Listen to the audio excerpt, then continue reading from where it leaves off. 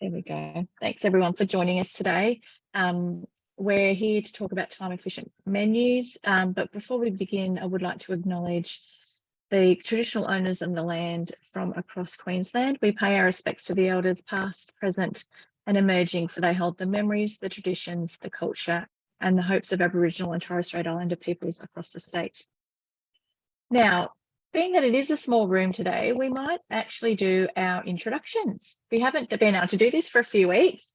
So Ashley, I would love to hear from you first, actually, if that's all right. And then Rhonda, I will ask you to go after Ashley. So just a quick introduction, name, school, and something you like about where you work. Okay, so I'm Ashley. I'm at Trinity Beach State School. I'm only recently taken over as convener, so I'm in week 4 of it. Yes, very fresh. I've worked in the schools though as a teacher aide, and previously in New South Wales I have run a canteen there, but very new to this position here. And who was your predecessor? Leanne, was our previous one. That's right. So she's retired after 14 years. Oh, amazing. Yeah. Oh, wow. She'd well-deserved break by that stage. Yes, most definitely. And Ashley was telling us, for those who've logged on a bit late, that it's 31 degrees in Cairns today. So very warm. Nice and warm. It is. So that'll be exciting. I am going up. I haven't been up there to Cairns for a year or two now. So this will be exciting when I go back up there in a couple of weeks. I think I'm going to have a heat shock or heat wave exposure or something. I don't know. Yeah, I think so. All right. So thanks, Ashley. That's wonderful. Oh, actually, what do you like about where you work? I forgot to ask. I just love being part of the school. Like, I've loved being always involved in the school environment. I've been able to watch my kids go through school as well and, always be there. So I think that's what I really love. I love cooking. So the combination of both worlds, isn't it, really? It is, yeah. Got into schools because my husband works fly in, fly out. So I didn't want to have to rely on anyone for my kids. So that's why I'm in the schools. That makes sense. That's a great idea. Yeah. Thank you. Thank you for sharing, Ashley. Rhonda, would you like to, I think it's Rhonda. I don't know. Let me just double check. It is, yes. Oh no, it's Byers. Is it Byers? I'm trying to figure out what your name is. I think it's come up wrong on the registration list. I think it's Rhonda. I don't think I've seen you before, Rhonda. Are you able to take yourself off mute and introduce yourself? Yes. Yeah. Am I coming through? Yes, there you are. No. Yes. I'm Rhonda Byers. I'm from Ingham State Primary School. Oh, thank you for joining. I've been there a long time. How long have you been there for? 33 years. Oh my goodness. Amazing. Fabulous. I feel like you need to, you should be celebrated every day for still being there. What do you like about where you work? Oh, I just like the whole school environment. We have gorgeous kids. I love the kids. I have great volunteers that come in, and just the whole environment of our school is just a very nice, pleasant place to be. It's a place you go to every day, not because you're going to work, but because you're willing to go there. You're happy to go and walk in the back gate. Yeah. Oh, that's lovely. Yeah, we have lovely staff, and everyone hops in. And if we're down, like last Friday, we were down 3 people only because we had, would you believe, a wedding, a funeral, and a family had to go away. So at lunchtime, once the rest of the crew had lunch ready, down came some of the staff and helped hand out the lunches. So yeah, it's really nice. That's lovely. That is a really lovely community spirit. It's harder and harder these days, I think, to find that. So that's wonderful that that's still happening. Yeah. Well, thank you so much for joining us today. Is there anything you particularly wanted to learn from today? No, I just always listen to everything. I think you always learn something out of something. Oh, well, okay. Well, I hope today remains the same and you learn something out of something today. I'm sure it will. Thank you. No worries. Thank you, Rhonda. Kim, hello. How are you again? Oh, it's not coming through. I don't know. I think this happened last. Oh, it's because you've got your headset on, but it's not. Maybe off the audio on the computer not working or something. See how that goes. No, I still can't hear you. That's all right. We'll come back to you. Don't panic. I hope I won't forget you. I know that Chantel's logged in. So Chantel, I went and saw Chantel last week in Rockhampton, actually. So thank you for joining us, Chantel. So I know a little bit about you, but what would you like to share with the group about something you like about where you work? We just have a really, really good staff base. Yep. That even though being in the tuck shop, we're sort of a little bit away from the rest of the staff, they always make sure they come in and say hello every morning. And yep. Yeah. We had some training that Chantel's school was lovely enough to host for us last week. So you're right, like they're very welcoming. They felt very welcoming and very inclusive of the tuck shop. And I think you're lucky in the location of your tuck shop is right in the center of the school. So it's like a massive hub for people to be able to come to. Yeah, it was really good. So, well, hopefully you learned something about time efficiency today, Chantel. I know we spoke about it a little bit in training last week. So we've sort of expanded a bit on that and looking at a few different elements. But as I said before to everybody, if you've got any questions, please just take yourself off mute and interrupt, because I quite often will miss the chat part of it. So, we've just skipped ahead to a couple of slides. Oh, by the way, whoever doesn't know, my mouse does random things like that every now and again. Sometimes it just skips ahead. So I apologize about that. Kim, how are we going? Did we get our noise working? Can you hear me now? Yay! We can. Thank you. Success. Different headset. Perfect. So you're from Banksia, is that right? Banksia Beach State School. So that's on Bribie Island. Oh, wow. The weather's not great at the moment for Bribie, I'm assuming. No, it's pretty cruddy. As imagine we're down in Brisbane as well. So it's pretty not a great day, but still beautiful. Oh, very nice. Yeah. And how long have you been at Banksia for? So this is my second full year as convener. Before that, I was assistant convener for probably 4-5 years, and I volunteered prior to that as well. So I've been there a while. So you know it well. And what are you hoping to learn? Anything today in particular? Just anything, any tips and tricks. You know, every tuck shop is very different, and you think you've got it under control, but there's always room for improvement. So, all right. Well, hopefully you will learn something out of something today. I'm sure. That's the words I was looking for. Thank you. Don't worry. Diane, hello again. How are you? I'm just Hi, I'm good. I didn't give you any warning. I'm good, thank you. How's Budrum going? Yes, we're going very well, very busy. We've got our big arts festival next week. So there's about 5 events on this week. So craziness. But well, thank you for fitting this in. We really appreciate it. That's good. And to learn anything, pick up some new tricks is great. So we're actually it's gone to tender. We're getting a new tuck shop. So we're very excited. So we're going from 2 little ones to 1 big one with a cafe. Oh, fantastic. That'll be amazing. Oh, that'll just change your, that'll be amazing. It will be. Will be fantastic. So we're very excited. And when are you hoping for that to be constructed and built and implemented and opened? They're going to start in July, I believe, and up and going by February. Geez, that's not long. No. Maybe March. Maybe April. Maybe Easter. But that's the plan. Oh, that's fantastic. How exciting. It is. When it's all up and running, we'll have to come up and have a look. We love to go and have a look at new tuck shops and see the new, because there's always some new appliance that we haven't heard of or that's come in that revolutionizes the way that we work in tuck shops. So we always like to check it out. So we'd love to be invited. Can I ask Diane a question? Yes, of course. Are you planning to, is this a knockdown rebuild scenario or completely new building? Are you going to operate during that time or? No, a completely new building. That makes it easier. Yeah, it will. Yeah. Our tuck shops are, I think the school's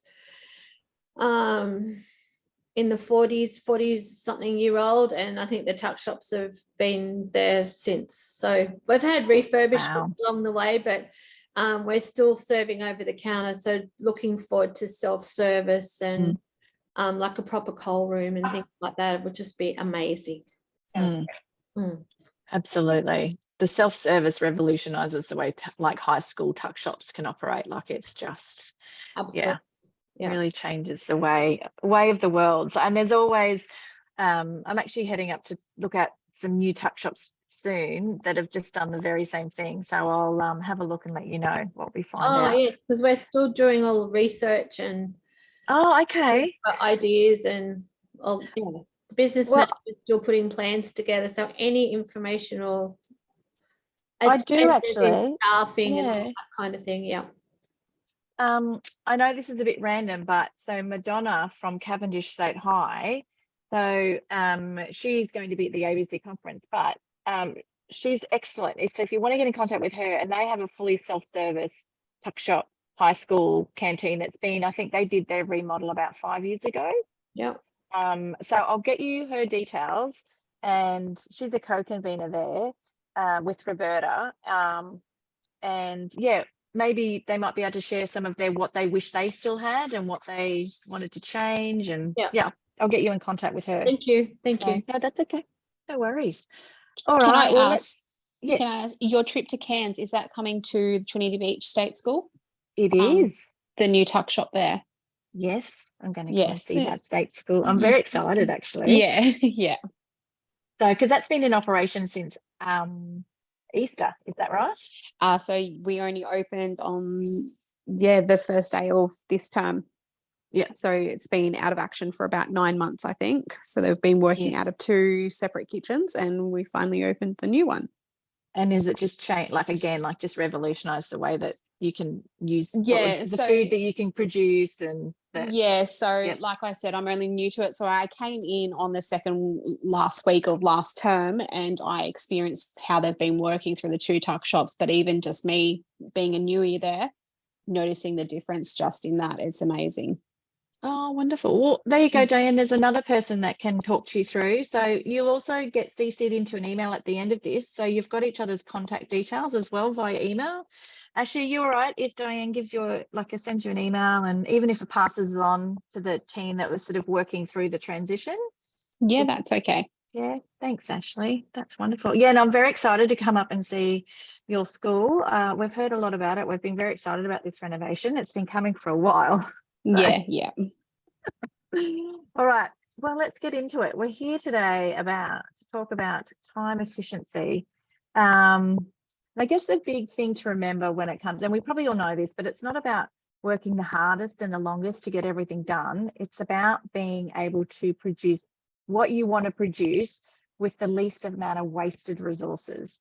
And the way that we like to define resources here at Quast is it's your time, it's your energy, but it's also very importantly your well-being as tuck shop conveners, because quite often we find that the job demands us to take time off away from family. We come in early, we leave late, and that's all impacting on our well-being and also our energy levels. If we're not getting that ability to have some downtime in between when we're meant to be working, that just adds to our stress levels. And then ultimately, if we're stressed, we're not sleeping well. And if we're not sleeping well, it just really affects our well-being. So for us, it's really important that for tuck shop conveners, that yes, it is about delivering a menu that the children will love, but it's not just about that. Like, there are many different things to consider. And so while there are many different things, we tried to put them into 6. So there's then the next slide. So there's 6 components for time efficiency for you guys to consider when you're developing your menu. And I know this seems a bit left field because it's not, you're saying, well, what does workforce capacity or equipment and use have to do with a menu? But really your menu should fit the conditions. So workforce capacity is the first one. So how many staff do you have on the books? How many days do they work, and how many hours are they working every day? Now, with or without volunteers. So we like to talk about plan A, which is with volunteers, and then sort of a plan B without the volunteers. But if your volunteers are not very regular, then we would say plan for plan A without volunteers. And then your plan B is like a bonus plan. If you have volunteers, give them something else to free up more time. So really important to understand your workforce capacity. And we'll go through that in like in the next little bit. Equipment in use is also really important. So what equipment do you have available in your tuck shop to use? It also talks about, I guess, sometimes I joke about the feng shui of a tuck shop, where it's about the layout and operations and where you've got your ovens and your fridges and where your workbenches are. Does it all work? Like, does the flow work? And the equipment, like, is it new? Is it old? Have you got a commercial oven? Do you have a residential oven? Do you have a residential dishwasher? Do you have a commercial dishwasher? Like, do you have one of those blenders that blends things up in like 20 seconds? Or do you have a blender that takes like 3 minutes to blend? You know, things like that. You know, with toasters, like, do you have enough toast, like commercial toasters, to be able to toast their bread to get to the right temperature so that it can be wrapped up and then served? You know, all of those things are really important when trying to design a menu and making sure that we're not wasting time trying to deliver menu items with equipment that perhaps isn't the right type of equipment. But we'll go a bit more into that detail. Break times, so for when and how long, that's really important. So when do your break times happen and how long do you have for that break time? Skills and expertise in the tuck shop. So you as a tuck shop convener, what do you feel like you can do really well? Where do you find challenges? And likewise for any assistants or volunteers that you have in the tuck shop. The daily schedule, like, do you have your day mapped out before you start, so you know what needs to happen when? And I'm just going to stop for 1 second. We're just admitting someone. There we go. So do you have a daily schedule? I mean, think about, you know, do you organize your day before it starts, or is it kind of just as it comes around? And also the other thing to remember is obviously the menu design itself. So not putting too many things on the menu is really important. So let's talk about workforce capacity a little bit. Oh, sorry about that. In a little bit more detail. So workforce capacity, it's basically the number of hours of total work that you have to deliver all of those items that you put on the menu that get ordered by students, either pre-ordered or over the counter.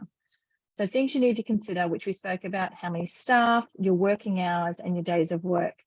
You need to be able to make sure you've allocated enough time to complete administration, including setting up online ordering menus, confirmation of volunteers' hours, ordering of stock for the coming week, rest of week. There might be something else that I've missed on that, but these all need to be included as part of your tracking of the hours that you have available to deliver the menu. So a good example is one convener who works 30 hours a week, an assistant who works 15, a volunteer who works 6 hours across 2 days. So that's a total of 51 hours of work to deliver a menu across the week. But to do that, you also need to do administrative tasks. So preparation of food and meals is obviously very important, but there's over-the-counter service, which you need to account for. Cleaning and sanitizing the tuck shop, meeting with decision makers. So that's really important that you factor into your time when you're going to have a chat with your, either whether it be the school, whether it be your PNF, your PNC, whether it's the business manager at the school. Like, that should all be factored into your time and your workforce capacity. Also community engagement. So that's a really important one when you're going to, what's a good example? Say like the prep orientation days, like working that into your schedule. So if that's on a day where you wouldn't normally get paid, then it's really important that you're negotiating with your employers that you get paid for turning up and not doing that in your own free time. Because by doing that in your free time without getting paid, that's impacting on your own well-being and your time away from work, which is really important that you get enough rest time to be able to come in and do this work. Because we know with conveners, you work really hard from the minute you're there until the minute you leave, and even after hours these days. So that's workforce capacity. So setting up admin, and the big thing is that we all really struggle with, even in my job, is to account for everything in terms of what you need to do to get your job done and adjust time spent on each of these things below. So making sure that you are setting aside time to do the online ordering in your work hours, confirmation of volunteer hours, and we'll get into this about why it's important for the menu. I know it doesn't make much sense me talking about it first, but I just really want to get this into mind, that you only have a certain number of hours in a week that you actually have to deliver this, like the service of the tuck shop. So time expectations, this is something that I saw, actually a colleague of mine sent it through to me, and it was just really timely. So I've added this in today. So time expectations, we all have the tendency to underestimate how long each task can take. The menu is designed with the children in mind, not how much time we have to get things done. So these are all comments that we hear from tuck shop conveners, and myself included. We don't consider the interruptions as part of our daily routine, even if they happen daily. If we don't have a jam-packed day, then we haven't worked hard enough, so then we add more. So they're real comments. And I think that puts into place this whole expectation and what we expect ourselves to do at work. But the reality is like what we expect to do at work and what we actually manage to get done at work are two very different things. And so what we manage to get done at work is always less than our expectation. Well, not always. If you're lucky, you might be able to scoot through all of your to-do list and have some time left over. And if that happens, I would encourage you to go for a walk, not to put more things on the to-do list. But if that does happen, I think what you'll find is that we quite often don't always get to what we want to do, or if we get all of our things done, it's a real rush at the end. So it's just trying to get it all done by the time, or we might stay back that extra 45 minutes just to finish off the daily tasks. And it's all very hard when we're doing tuck shops and menus and designing them properly. But it's just, I think, sometimes when we factor in the type of food that we want to deliver, less is often more when it comes to our time and our service delivery. So we're more efficient if we have less to prepare. If we have too much to prepare, then it does feel a little bit like organized chaos. And so if we're not keeping an eye on that, particularly around our workforce, if we have too many items, so if we're not, so just say, for example, it's a really popular tuck shop and there's only one of you, and you're not limiting online ordering in terms of putting capacity limits on the amounts of each of those items that can be delivered, then you're not actually giving yourself the time to reflect on how much workforce capacity you have to deliver those items that are ordered on the menu, particularly for online ordering. So for example, if you've got hamburgers on the menu, but they're really time consuming, you probably want to limit the number that children can purchase in a day if you have low staff numbers, because you can't really pre-package those, you can't really pre-make those. They're quite time consuming, and the more you have of them, the more time they will take. So that's probably something to keep in mind as well. The other thing is with the available equipment. So obviously with workforce capacity comes with the time to use the equipment that you've got. And with workforce capacity, obviously we've only got a certain number of hours in a week. And so with equipment that we have, making sure that that equipment works for us, not against us, in trying to prepare these menu items is really important. So making sure that your menu items that you choose to put on your menu actually fit with the equipment and not the other way around. And I think that's something just to consider. So if you don't have an oven, for example, that works, or if you have one oven and it's only a residential oven, considering whether hot meals will make your day easier or harder is really important when you're designing a time efficient menu. Because what you'll find is for a lot of effort, you'll get a little output, because that oven can only take so many meals at a certain order and a certain time, and it's going to take longer time to cook.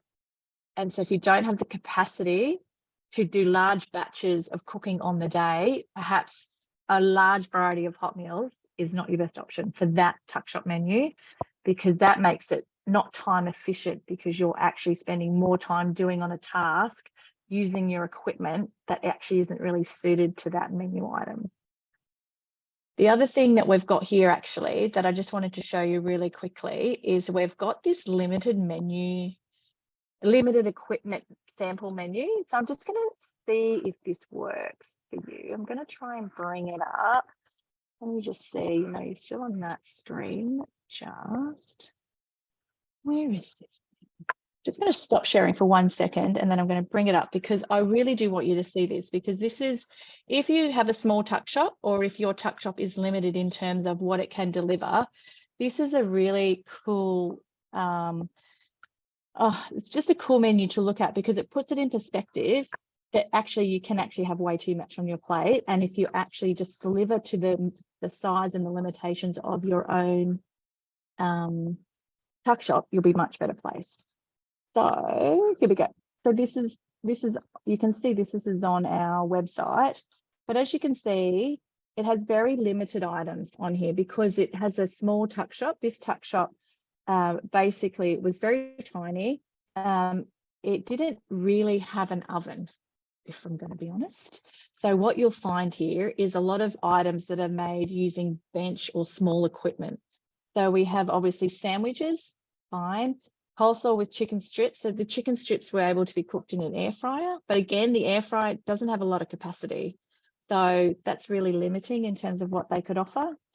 What you find is toasties were very popular, magic mince and penne pasta. So this could all be made on the stove top. So they did have a stove top at least, but they didn't have an oven. Chicken palmy balls, again, nothing to do with an oven. Rocket cheese palmy balls. So they're using similar ingredients because they also didn't have a lot of bench space. So they had to make lots of things. So they tried to limit their hot lunch. So you can see that they've only got 4 options for hot lunch. They've got 4 for cold lunch. For their snacks, they had 5 as their options.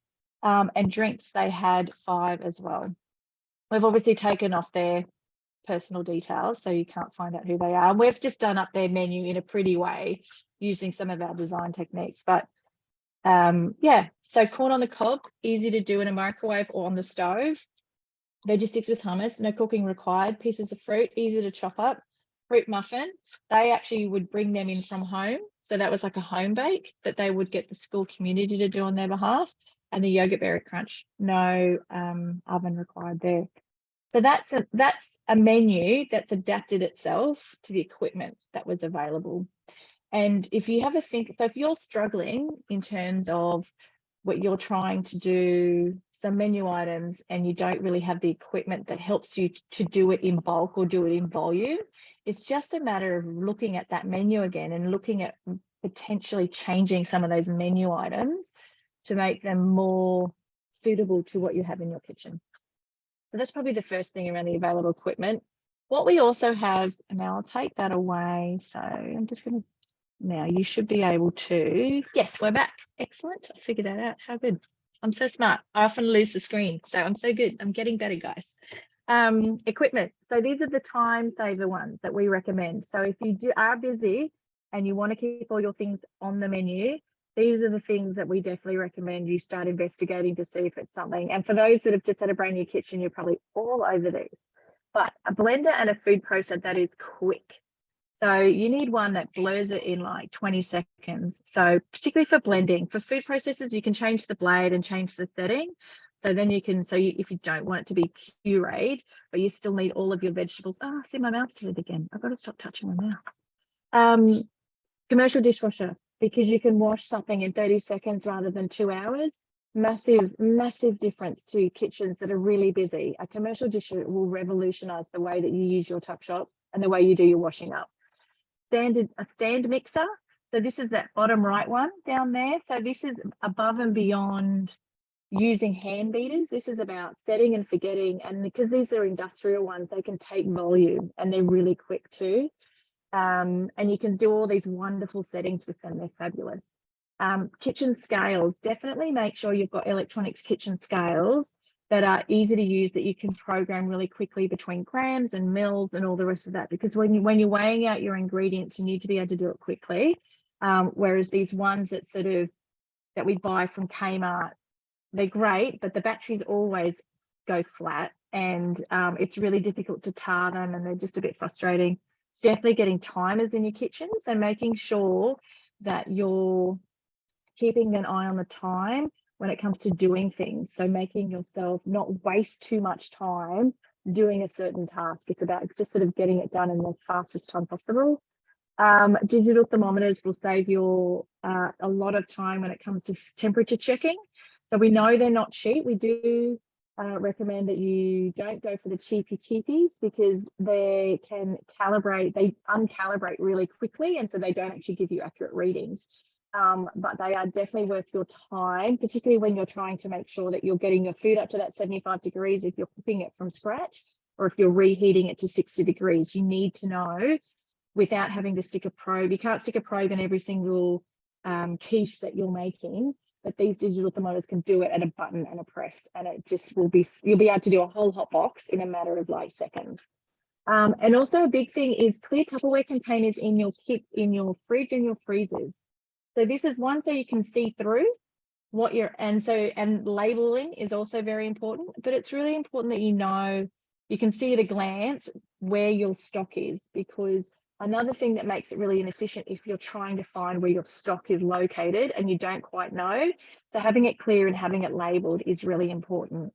And that was a really good tip that we got through from one of the state high schools. So they have a massive walk-in cold room, and they label absolutely everything, and everything is in clear. And they said it would just, when they walk in and they're busy, they can literally just go straight and they see it visually and they grab it and go. And it's so, they said it was so much faster than what they had, where they had the big old silver tubs that but they couldn't see in it. So they were like lifting lids and trying to find stuff. Even though the labeling was there, it wasn't as nearly as quick. So, oh, now my mouse has gone back. My mouse is really playing up today. The next one is break times. So the first thing in is the length of your break. So when you're considering your menu and making a time efficient menu, the time efficiency of the menu really links into how long you've got to prepare the items on that menu, but you've got to link it into your break times. So there was a really good point made in Rockhampton when we were talking, not with, oh no, Chantel, we did talk about this with you at your school, but Elise, who's not on today, but she was also in training, was saying that because their breaks are really short, the second break is like 20 minutes. I don't know if that's really common for you guys, but their second break is quite late in the day, but it's really short, 20 minutes, and they just do snacks for that break, because there is absolutely no point trying to do hot meals or any type of food item for that break, because the children don't have enough time to eat it, nor do they have enough time. So they've got to be able to collect the food and then they've got to eat the food. So they've restructured their menu to make it more time efficient for them to prepare. So they're not wasting time preparing meals that people aren't going to eat, to just deliver snacks in the afternoon. And so they found that has really helped them split their tasks of the day into pre and post. There are some things that they do, like sandwiches, they do once, they don't do it twice. But they've been able to split their tasks, so they're not doubling up on each other throughout the day. So these are the things you need to ask yourself, like break times. What's the type of food should be served at what break? How long are the breaks for? So how long does your service go for? How long do you have to get the food out? Are you leaving yourself enough time with your menu that you want to deliver between when you start and that first break? Because that's probably like the busiest time of the day for all of us, isn't it really? Like when you start to that first break is what can you get out effectively in that time? And so that comes back to that less is more approach. So maybe not as many menu items is a really good thing. If you're really struggling to hit the mark on that first break, I would take a look at what you've actually got on your menu and maybe pull a few items, particularly the ones that probably aren't selling well, but you get like a couple, or maybe you might get a few of them, but they're just time consuming. So maybe pull them off to free up more time to focus on the more popular items, particularly if you're struggling to get service out in time and to get the food out to, like if the kids are waiting for food and it's not quite ready, then you just need to look at some of those menu items and maybe reduce the numbers. So either limit the capacity on your pre-order or limit the menu options available for children to choose. That's probably the big thing. Pre-ordered food. So some time efficient ways to manage your menu. So pre-ordered food, look for food that can be prepared well in advance of break time. Can be distributed to the classrooms or designated pickup point. That's a really good way to make sure you're not wasting time of your time walking around to classes. Like try not to be distributing to individual classes. Try and have them distributed to classes through either your maybe students would like to do it. Sometimes teacher aides do it, but so you're not wasting time delivering baskets. food ordered can be accommodated into the bags and boxes. So making sure that whatever the bag and the box is big enough, so it's like a single delivery to the classroom. And obviously correct labeling for the class and the student is really important. So not wasting time trying to find orders, allocate the orders, packing the bags, making sure all of that is done efficiently will help you make sure that you're meeting those break times. From a service time, from a self-service, so this is where, you know, when we talk about workforce capacity and time efficient menus, you need to have a look at the food that you can get out that door, like get served really quickly. So think of menu items from a time efficiency point of view that are easy to and quick to serve and easy to pack. So things like you might want to do burritos or burrito bowls if you're quick with them. So you can do a lot of like with the burrito sauce, you can actually make that the day before or earlier that week or the week before. And then it's really just about reheating that, wrapping that up with some rice and then serving it out. And that's a really quick, easy one because you're cutting half the time of that menu item in terms of its preparation because you've already done that on another day. So, and that's the other part is organizing your day. So after your break time, what's the first thing that you do? Probably clean up the kitchen. Like that's usually what we focus, isn't it? It's like it's gone, we've got service done. Now we need to wash up. But it's about, is there any prep that you can do for the next day to give you a head start? That's something to keep in mind. Also the position of your POS and the POS away from the food service zone. So that means that it's not encroaching on your food delivery areas as well. Skills and expertise is probably the next one. I think when we first identify menu items, it's really important to think about, do we have the right skills to deliver that menu? So do you know how to cook a chicken breast if you want to put chicken breast burgers on the menu? If you don't know how to cook a chicken breast and in batches of like 20, so not one, but 20, then maybe don't put that on the menu.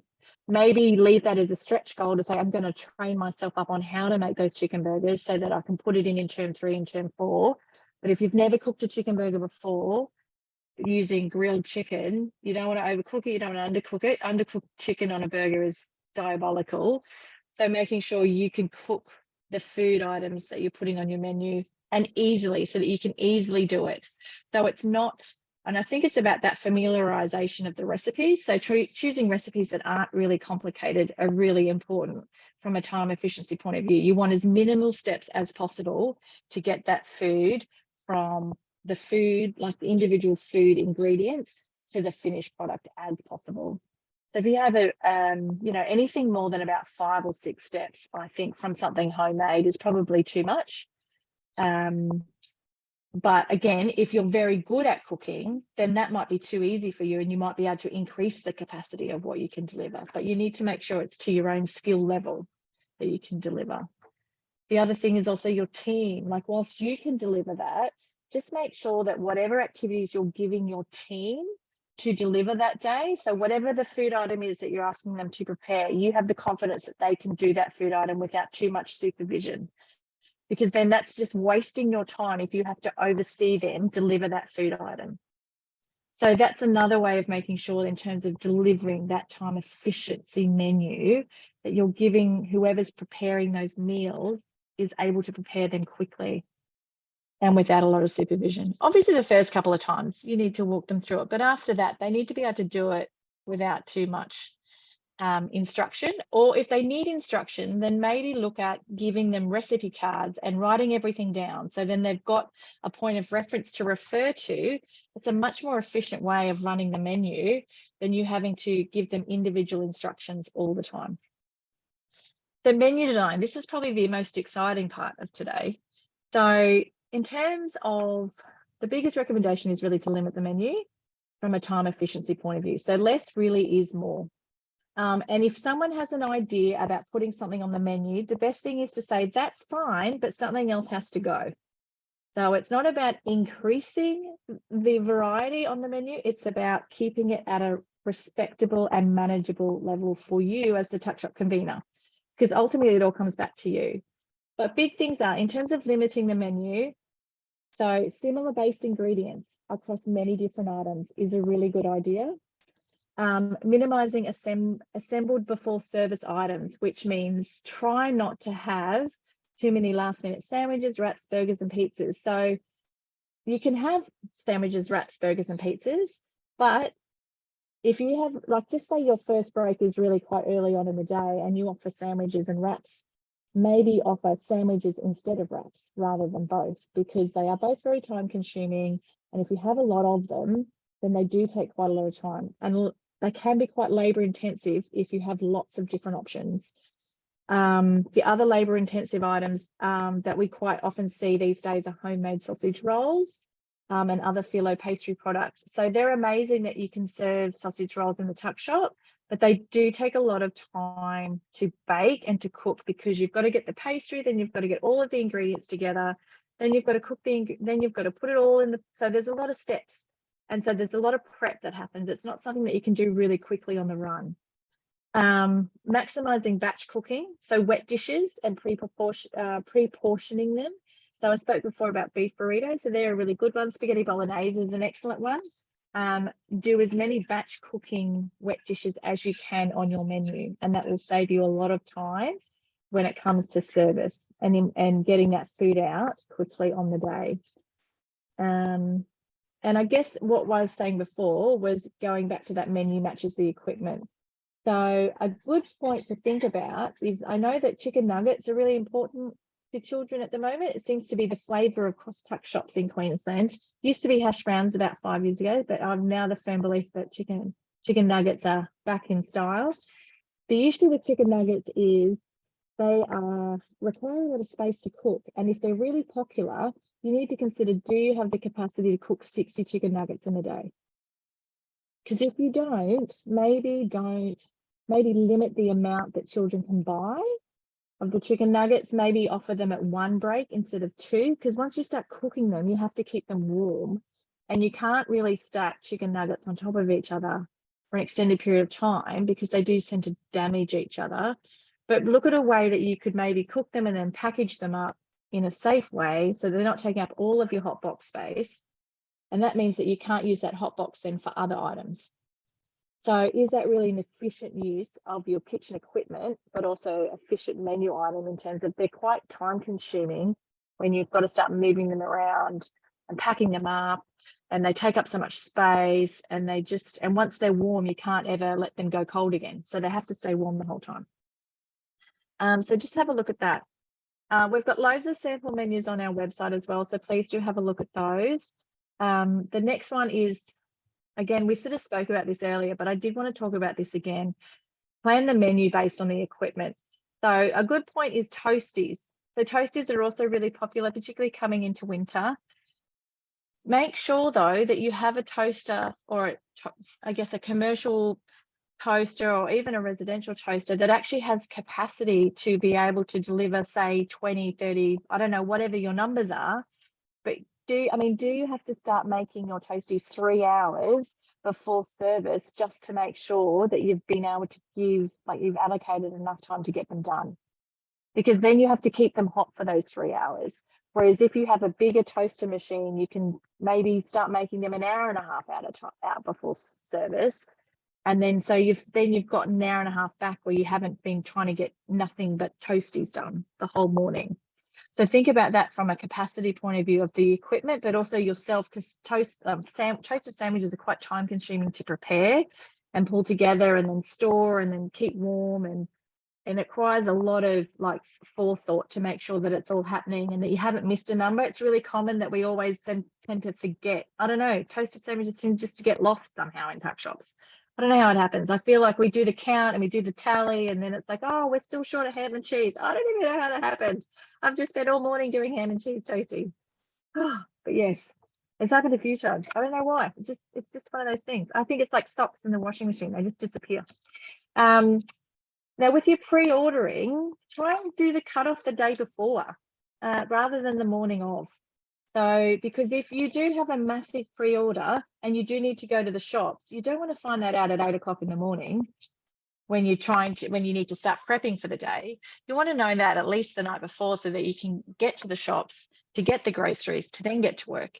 if by chance, because that just helps you plan your day better. It might be more convenient for the parents and maybe the students, but that's not convenient for you. Like, this is all about your work day, guys. This is not about theirs. Like, if it's a privilege to have Tuck Shop, not a right. And if they can't get their order in by 9 p.m. the night before, then that is their problem, not yours. Because if it makes you sleep easier at night knowing what you've got to do the next day, then you do that. Don't worry about the parents. They can adjust. They might grumble, but they'll adjust. And again, finally, with the menu, trying not to do two things, well, the same thing twice in the day. So if you are going to do toasties and you do have short breaks between your breaks, and you do have a volume of them, try and just do them once, and then you just have to keep them warm. Or you could split the task, but try and limit what toasties that are available for each break, maybe. So you're not doing ham and cheese toasties twice in the day. Try and do them once. Another good example would be only doing hot food in the first service and then cold food afterwards. So you only do all the hot food in your first service, and then the menu only offers cold food as an option for the second one. And that's a good way of then prioritizing how you're going to run the day, because the big thing is making sure, sitting underneath all of this is getting a daily checklist, so your daily schedule. So making sure that you know what food needs to be done when and how long you've got to do it. So if that will help you keep on track from a time efficiency point of view. So if you know that toasties take a long time, then you need to make sure that you sit down and you allocate the hours on a piece of paper to say, right, that volunteer is going to be out of action for 2 hours while they do toasties. So that means that I also need to get this, and this done in that amount of time, and see how you go. Like, it's all about a trial and error. So test it against your current menu and see if it works. But if you are chasing the break, like you're missing the breaks, then you just need to look at, it's not about starting earlier to get the work done. It's about changing what you're doing so that you can meet the service. I really want us to think that differently. It's not about, if we're really busy, I'm going to have to start an hour earlier. It's about, no, if I have 4 hours between when I start or not even 4 hours, 2 hours between when I start and first break, then I need to make sure that only what I offer on that menu is something that I can deliver in those 2 hours confidently with the help of my team. Now, question time, guys. I've got a couple of menus to have a quick look at. We've already seen one of them, but do you have any questions for me? Because I'm conscious of the fact that it is 20 to 5 and I don't want to keep you for too long. The questions? We can put it in the chat if you don't want to talk to me. I do love hearing your voices. Is there anything you would like to talk about that I haven't really mentioned? I mean, time efficiency menus, I can get down into individual recipes next time if you really want me to. I can talk about some really good examples of where you can maximize your time for a single food item, if that's of interest. Like the bulk wet dishes are really good, like spaghetti bolognese, for example. Like, you can quite easily make bulk serves of that for the same amount of time that it would take to make, say, 10 servings of that. So we've got this really good example in our, oh, I've got a chat. On average, how many should we allow for admin? Oh, how many hours should we allow for admin tasks? I would at least every week, I think it's good to probably allow 1 to 2 hours just from a setting up the week. So you might want to, it depends how you work. Some people like to do it at the beginning of the day. Some people like to do it at the end of the day. But I think making sure you've got the daily schedule printed out, even if it's a template, and then you use that before you start and go through and make sure you've got all the things. But yeah, 1 to 2 hours a week, I'd say, from an admin point of view, just to give you the time to sit there and do all the things, like make sure the invoices are paid if you have to pay invoices, or responding to emails. So that's the other thing, right? So there's plenty of emails that we get in the Tuck Shop nowadays, but none of us, we don't sit on our computers all day. So you've got to allow time to respond to emails in the Tuck Shop as well. So adding that into your daily admin tasks is really important. particularly if it's coming through from parents or the school. Keeping an eye on that is good. Yeah, but 1 to 2 for the week. Well, I say 1 to 2 for the week. How about we say I always underestimate admin, so maybe 3. Depends how many hours how many days you work as well. I don't know, Diane, how much time do you think from an admin point of view for a tuck shop, for a convener? What do you think? I oversee the tuck shop, so I do a lot of their work, a lot of the paperworky stuff anyway. But by the time you do your orders, and that can be a daily thing, you at least half an hour a day. Yeah. I would at minimum. Yeah. And I think the thing with admin is if you do it regularly, it takes less time in the end, doesn't it? Really? Yeah. So yeah, whether it suits at the beginning or the end of the day, but having the admin done. And I think it depends on what school you are. So if you're a high school, it might make more sense to do admin at the end of the day. But if you're a primary school, you're probably just going to be flat strapped to get all the orders printed and all the bags labeled in the first hour.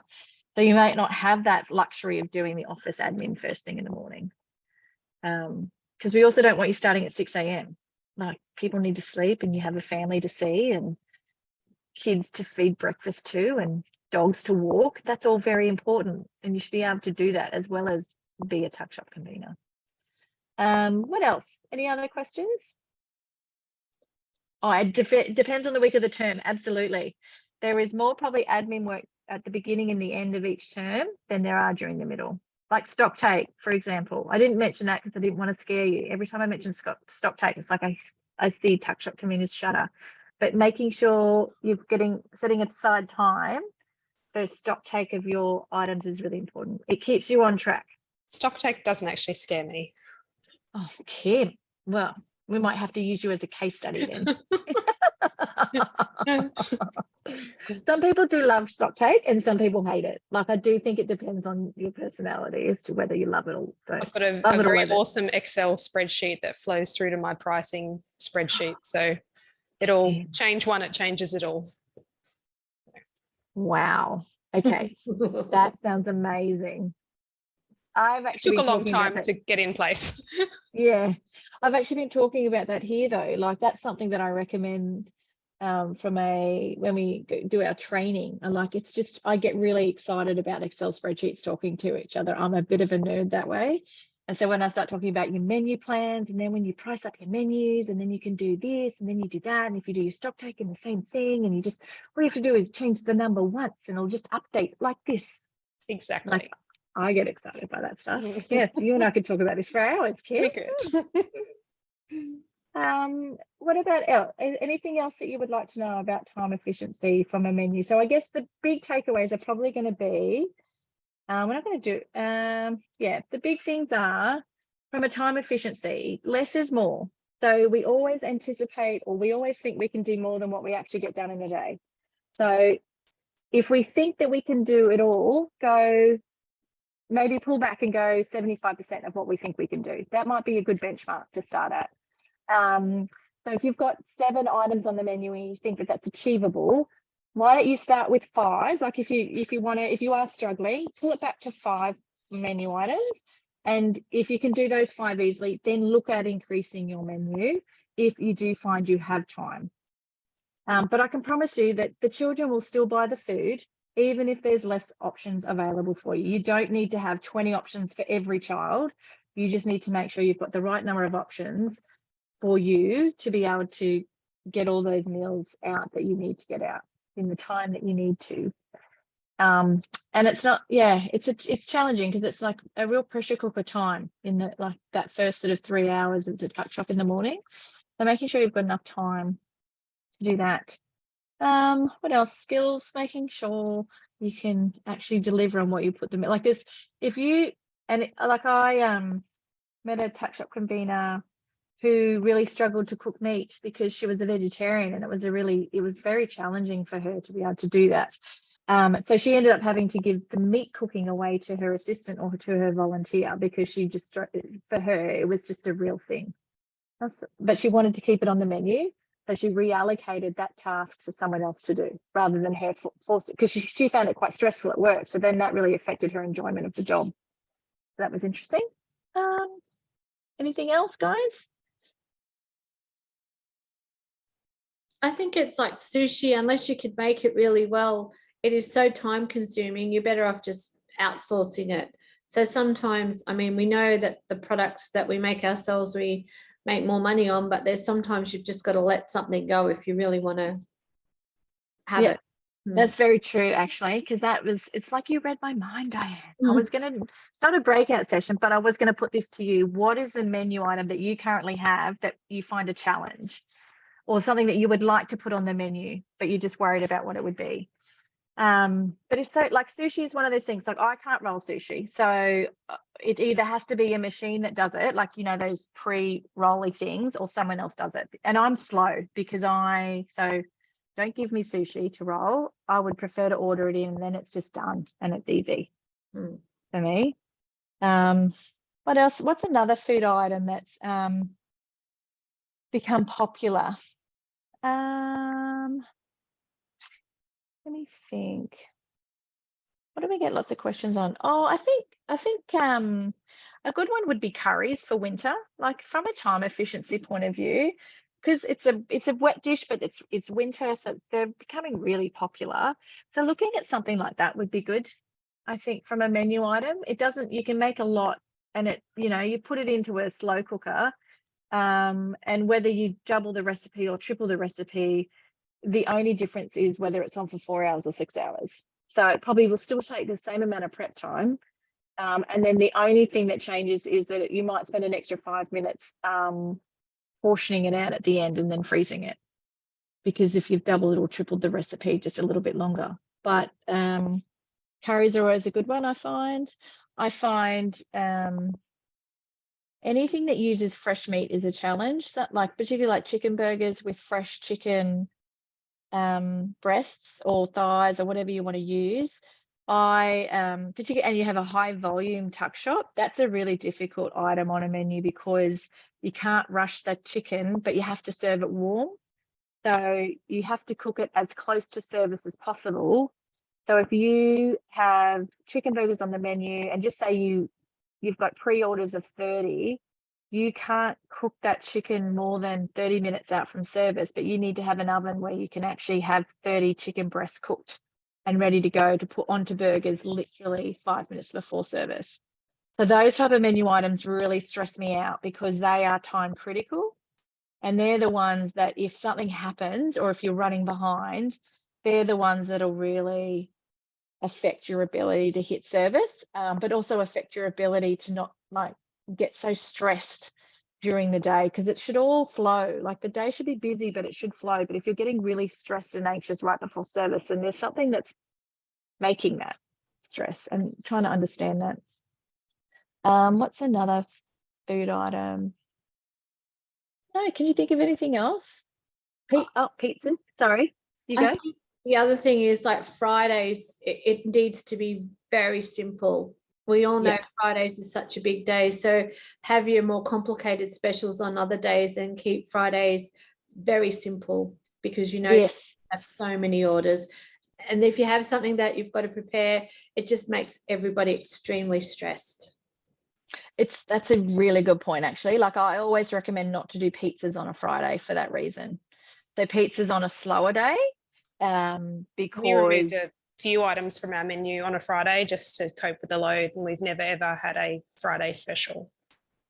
Oh, that's it. Yeah, you don't even need a Friday special because it's so busy. So what items did you pull off? The pizzas, homemade pizzas, chicken tender wraps, because every kid likes it a different way. So no staff specials on a Friday either. Yep. So it's just toasties, burgers, your normal sandwiches. The staff tend to default to chicken or ham salad wraps.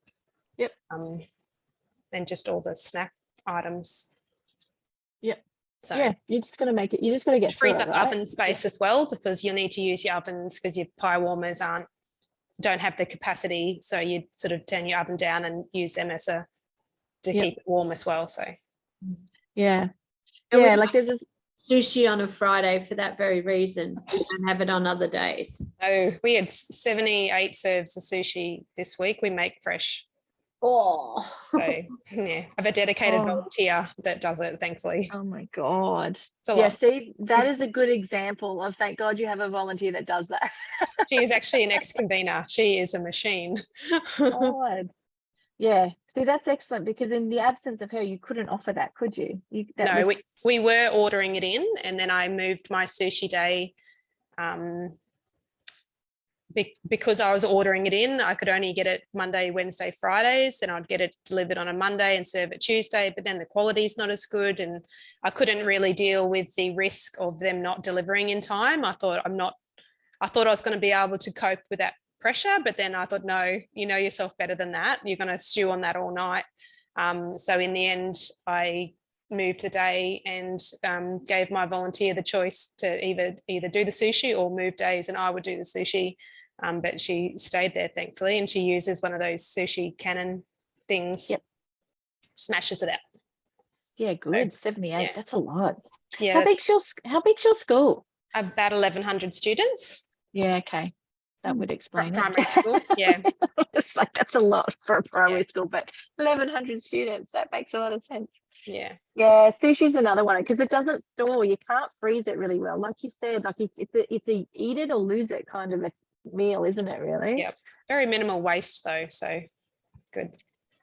And if you know you can sell it, it's a balance, isn't it? I think Yeah. that's it with sushi. Well, we only make what we get orders for. We never make any extra. So it's just Yeah, good. yeah. Good. That's good. Excellent. Ashley, do you have any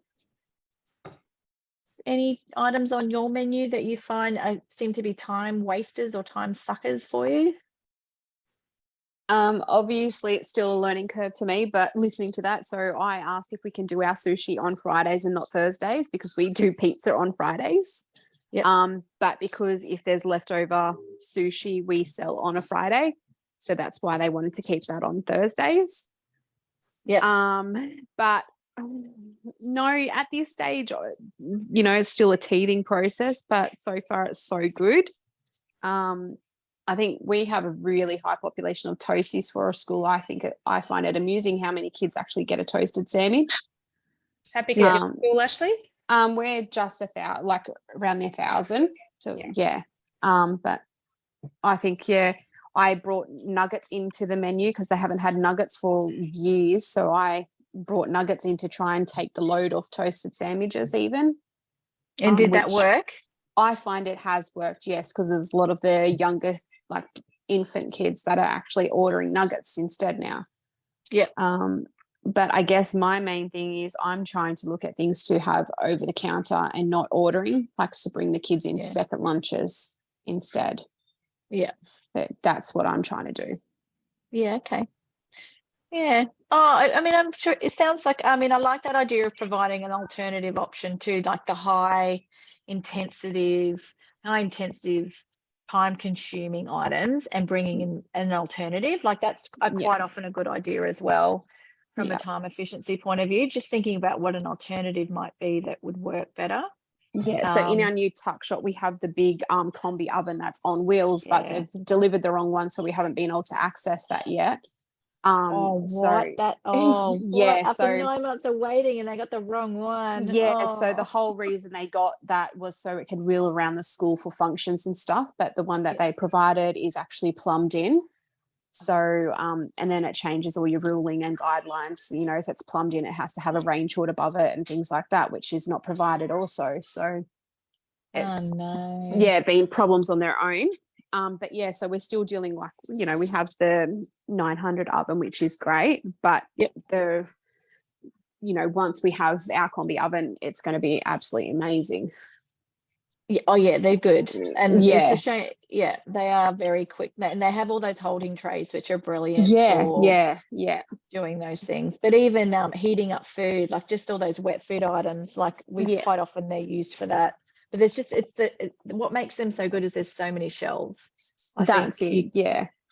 And if you get the really expensive one, which I don't know, if I haven't seen them in many tuck shops, but it's where you can have like 4 shelves at a certain temp, the next 4 at a next temp, and the next one. So you've got like 12 shelves or something, and they're all at different temperatures. So they're like, but it's all in the one, like it's so you can cook lots of stuff with different temperatures, and it's very expensive, but that would be for me. I was looking at that going, that's exactly what a tuck shop needs to be able to provide loads of different options. Because the challenge is once you put stuff in the oven, it's at a set temperature for a set amount of time. And if you have to keep opening the oven, then like you're affecting the cooking time. And then it's about you're not sure how long it's going to take and all those things. All right, well, that's kind of it, guys.